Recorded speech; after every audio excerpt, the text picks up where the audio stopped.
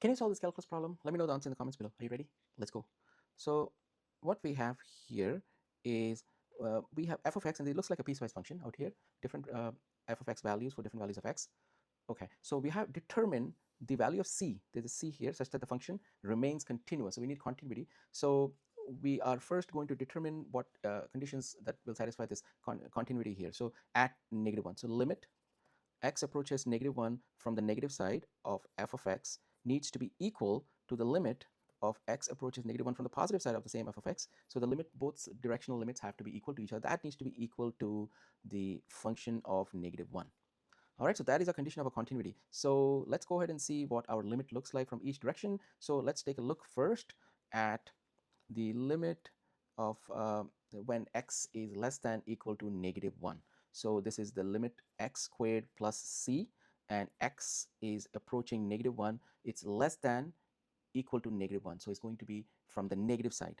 All right, so here what we are going to do is, so we are going to substitute -1 in place of x squared. So that's going to give us -1 squared plus c. That's 1 plus c. So the limit as x approaches -1 from the negative side is 1 plus c.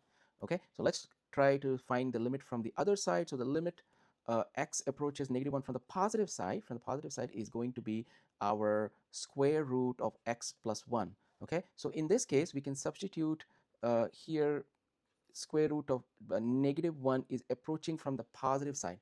Okay, so what that means is it's going to be slightly, very slightly less than -1. So from the positive side, plus 1. So I mean, it's very close to -1, but coming from the positive direction. So what that means is this is going to still this is going to be equal to 0. Square root of 0 is 0, but coming from the positive side, so very tiny amount, so that's still going to be 0.